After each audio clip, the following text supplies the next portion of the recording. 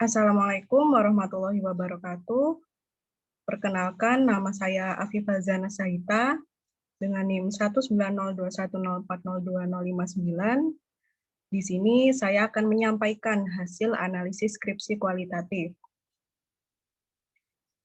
Adapun skripsi yang dianalisis berjudul Analisis Tuturan Humor dalam Film Warkop DKI Reborn, Kajian Pragmatik, yang ditulis oleh Eva Nurhandayani pada tahun 2020. Selanjutnya, saya akan menjelaskan mengenai ringkasan tiap-tiap bab dalam skripsi tersebut.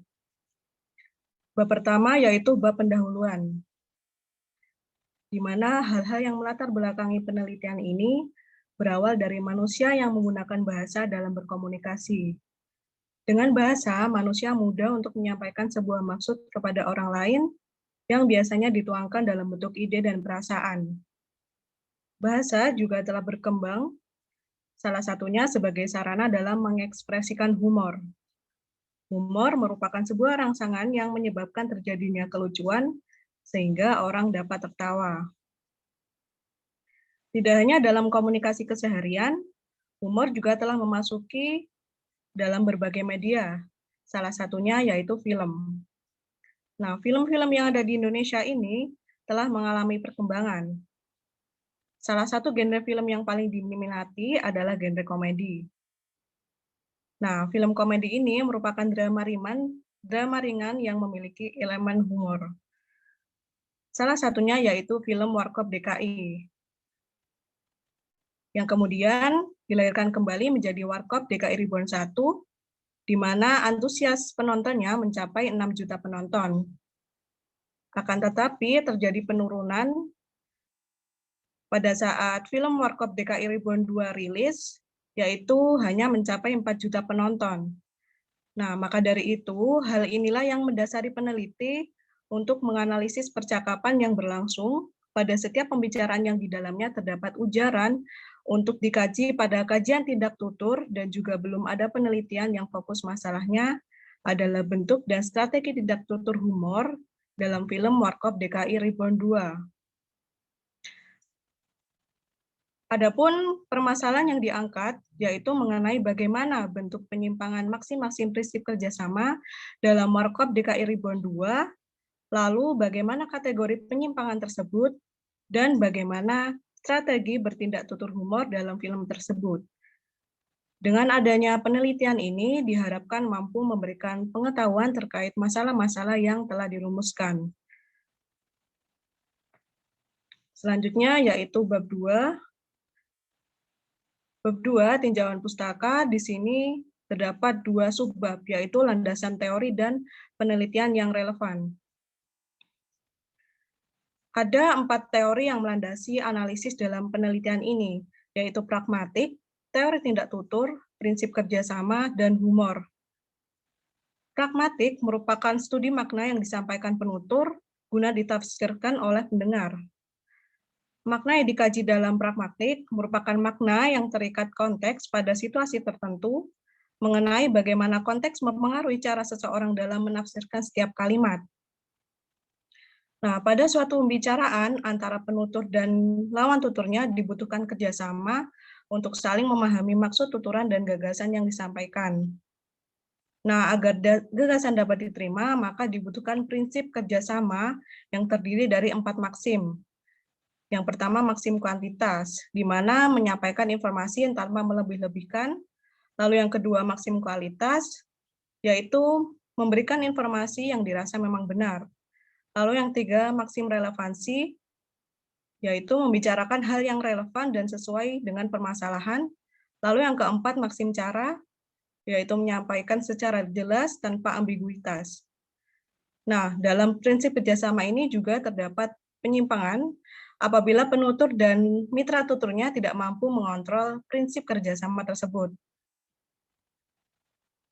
Adapun penyimpangan tersebut berupa penyimpangan maksim kuantitas terjadi ketika yang dikatakan berlebihan dan menerangkan hal-hal yang sudah pasti.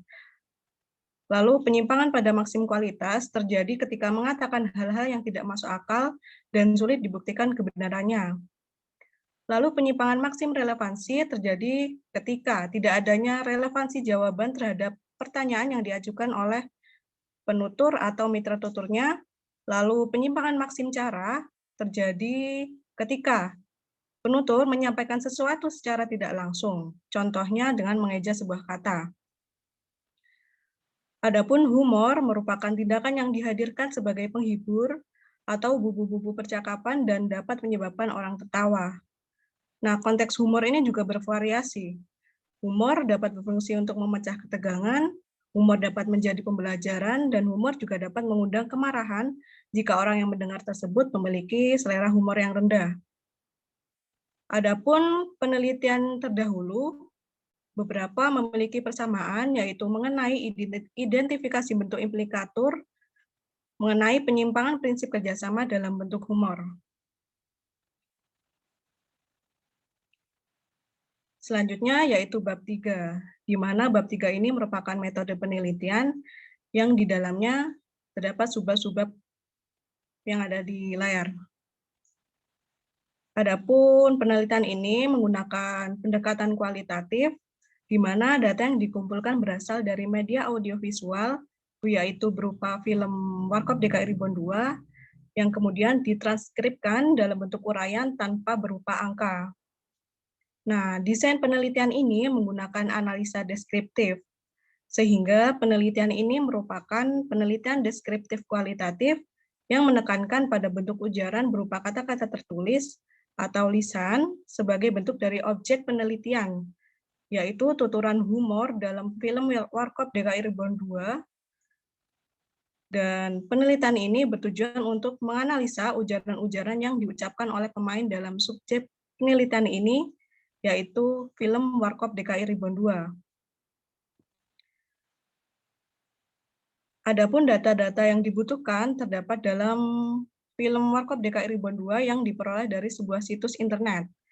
Nah, data-data tersebut berupa keseluruhan dialog dalam film Warkop DKI Ribbon 2. Adapun teknik pengumpulan data dilakukan dengan memanfaatkan teknik simak bebas yang dilanjutkan dengan teknik rekam dan teknik catat.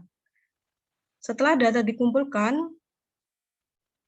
selanjutnya data diukur dan diuji untuk dilihat apakah data peneliti sesuai dengan data sesungguhnya melalui triangulasi yang dibagi menjadi 3, yaitu triangulasi sumber, yakni dengan membandingkan data dan memilih mana bentuk tidak tutur dan yang melanggar prinsip kerjasama, lalu dengan metode, yaitu dengan membandingkan data dengan meninjau kembali hasil pengamatan, dan teori, yaitu dengan membandingkan data dengan teori-teori terkait.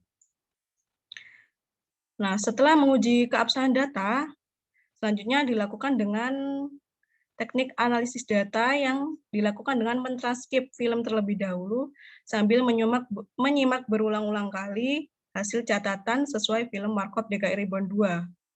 Kemudian data dianalisis lalu dikelompokkan sesuai bentuk tindak tutur dan yang melanggar prinsip kerjasama percakapan. Selanjutnya yaitu bab 4 mengenai hasil dan pembahasan. Pada hasil dan pembahasan ini dibagi menjadi 2 subbagian. Yang pertama membahas mengenai gambaran umum, dan bagian kedua menyajikan analisis data dari film Warkop DKI Ribbon 2.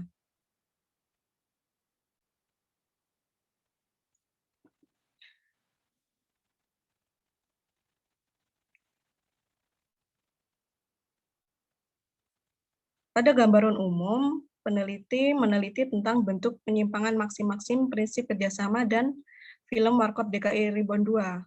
Nah, pada penelitian ini ditemukan 21 butir penyimpangan maksim prinsip kerjasama. Penyimpangan maksim kerjasama tersebut mencakup 4 maksim, yaitu maksim kuantitas, maksim kualitas, maksim relevansi, dan maksim cara yang dilakukan oleh penutur dalam film tersebut. Adapun maksim yang seringkali disimpang, yaitu maksim kualitas. Lalu yang kedua mengenai kategori penyimpangan makna maksim-maksim prinsip kerjasama dalam film Warkop DKI Ribbon 2 berdasarkan topik, parameter pragmatik, dan teknik penciptaan. Nah, topik yang digunakan penutur pada saat menyampaikan tuturannya diklasifikasikan menjadi 3 tema. Tema yang pertama yaitu tema sosial, tema yang kedua yaitu tema budaya, dan tema yang ketiga yaitu agama. Nah, tuturan humor pada film ini sering muncul saat melakukan penyimpangan maksim kerja, yaitu pada topik sosial.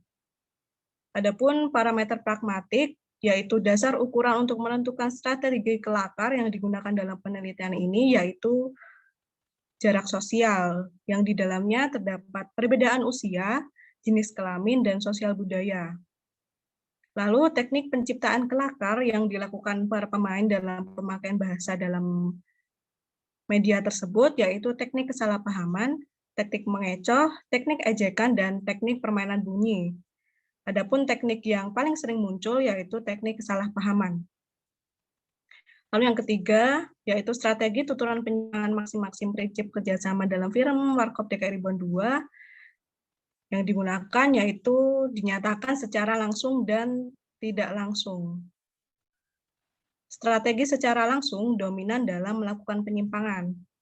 Adapun bentuk tidak tutur penyimpangan prinsip kerjasama dalam film tersebut ada 3, yaitu deklaratif, imperatif, interrogatif. Dan yang paling sering muncul yaitu deklaratif.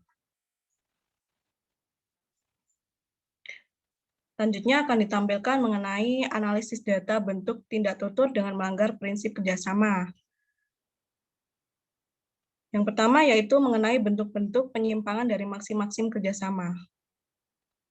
Di sini terdapat penyimpangan maksim kuantitas, di mana total ditemukannya dalam penelitian itu yaitu berupa 3 tuturan, salah satunya dialog ini. Sini. Radar gue ke sono. Sutradaranya bilang ke situ. Oke, ikut aja lah. Nah, ketidakjelasan informasi yang diberikan Dono ini sebagai bentuk ajakan menyebabkan pelanggaran maksim kuantitas. Padahal Dono bisa saja hanya dengan mengatakan, ayo.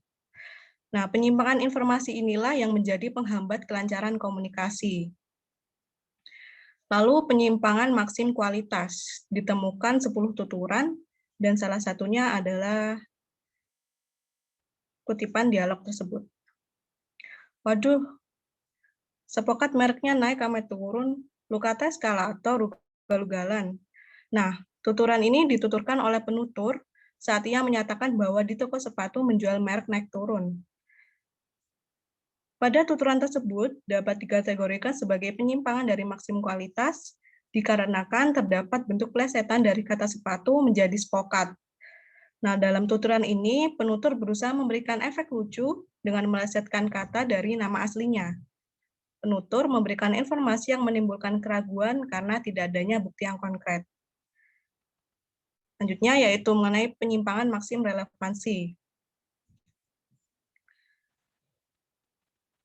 Terdapat dialog antara kakek dan kasino. Lu kesini pada mau mencari harta karun kan? Bro, kita di Malaysia apa di Jonggol? Ini aki-aki bahasanya kayak Jakarta pinggiran. Ya kas, sekarang Jonggol sama Malaysia itu dekat. Tapi sakti loh, bisa tahu nyari harta karun. Kok tahu sih mbah? Karena kau telah menemukan hatiku. Kagak lucu. Nah, bentuk penyimpangan dari maksim relevansi terlihat dari bagaimana informasi yang diberikan diubah ke topik lain. Penyimpangan tersebut terjadi ketika Dono bertanya, kok tahu sih mbah? Padahal mereka sedang mencari harta karun. Namun jawaban si kakek tersebut tidak membantu menemukan rasa penasarannya dan tidak relevan dengan yang diharapkan Dono. Selanjutnya yaitu penyimpangan maksim cara. Masih berani loh, belum kapok juga. Gue kelarin jurus yang kedua, jurus kodok mati menahan nafsu.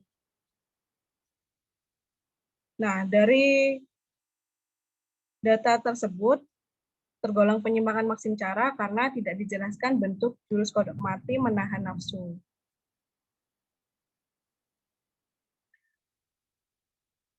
Selanjutnya yaitu mengenai kategori penyimpangan maksim pada prinsip kerjasama. Di sini terdapat 3, yaitu tema dan topik yang dikelarkan, dan jarak sosial, serta teknik kelakar. Nah, seperti yang sudah saya sebutkan tadi, bahwasanya salah satu tema yang paling dominan yaitu tema sosial. Contohnya dialog ini, tolong, nenek gue masih perawan. Nah, tuturan tersebut merupakan tema sosial dengan topik kehidupan sosial. Karena dalam tuturan tersebut, kasino berinteraksi dengan lawan tuturnya. Nah, interaksi yang dilakukan merupakan keramahan kasino yang dimulai dengan mengatakan hal tersebut secara spontan.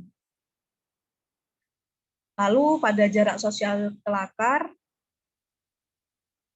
di sini saya akan mengambil contoh sosial budaya. Dengan dialog kasino, kalau dari lekukannya, Andro, pasti blasterannya orang. Bapaknya bajai, maknya kingkong. Nah, pelanggaran jarak sosial yang dilihat dari segi sosial budaya pada tuturan tersebut, yaitu adanya bentuk ejekan kasino terhadap mitra tuturnya, terhadap bentuk tubuh, ras, dan warna kulitnya. Lalu yang ketiga, yaitu teknik kelakar. Di sini saya mengambil teknik kesalahpahaman. 100 meter ke kanan, 100 meter ke kiri, 200 meter belok ke kiri. Oh, kanan, kiri. Oke. Lalu berhenti tanya supir taksi. Nah, konteks tuturan tersebut terjadi saat penumpang bertanya kepada GPS mengenai suatu lokasi. Tetapi GPS tidak memenuhi permintaan dari si penumpang tersebut. Nah, adanya kesalahpahaman ini karena keambiguan kalimat, lalu berhenti tanya supir taksi, yang menandakan bahwa GPS ini tidak akurat. Namun, hal ini sengaja dimunculkan untuk memberikan efek humor. Selanjutnya yaitu mengenai strategi tindak tutur kelakar. Di sini terdapat dua, yaitu tindak tutur langsung dan tindak tutur tidak langsung. Tindak tutur langsung terdapat dialog. Ini baru namanya cewek. Ini jodoh gue. Mudah-mudahan kali ini tidak ada bulu keteknya. Amin. Nah, tuturan kasino tersebut menyatakan harapannya sebagai harapan mendapatkan pasangan hidup.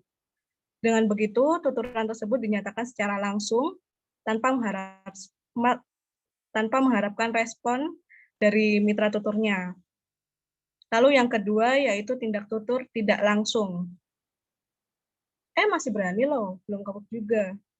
Gue keluarin jurus yang kedua, jurus kodok mati menahan nafsu. Mengapa dialog ini dikatakan tindak tutur tidak langsung? Karena pernyataan jurus kodok menahan nafsu termasuk dalam pernyataan deklaratif yang memiliki lebih dari satu makna. Sehingga makna dari tuturan tersebut tidak disampaikan secara langsung, melainkan butuh penafsiran kreatif dari para penonton. Selanjutnya yaitu bab terakhir, yaitu penutup, terdiri dari simpulan dan saran. Adapun simpulan dari skripsi ini, nah dari berbagai data yang telah dianalisis dapat disimpulkan bahwa tindak tutur dalam film Warkop DKI Reborn 2 bersifat humor. Terjadinya bentuk dan strategi tindak tutur dalam film ini menciptakan efek humor, di mana tindak tutur humor ini disajikan dalam film untuk memberikan minat dan kesan tersendiri bagi penonton.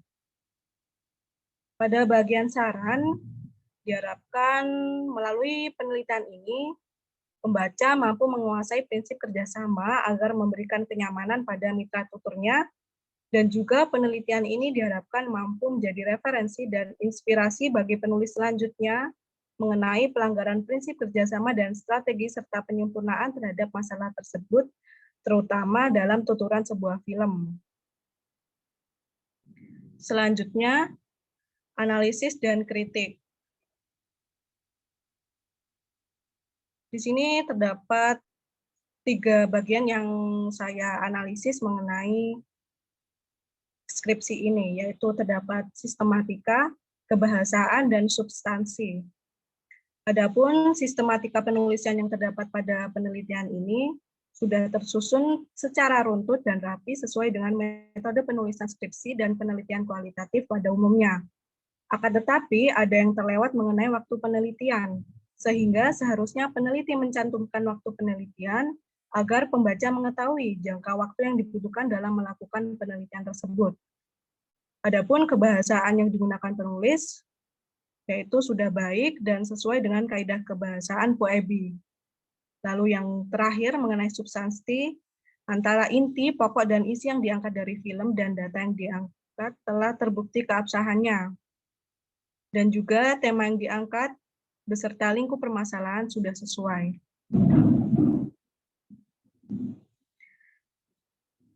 Demikian presentasi analisis skripsi dari saya. Apabila ada kurang lebihnya, saya mohon maaf yang sebesar-besarnya. Wassalamualaikum warahmatullahi wabarakatuh.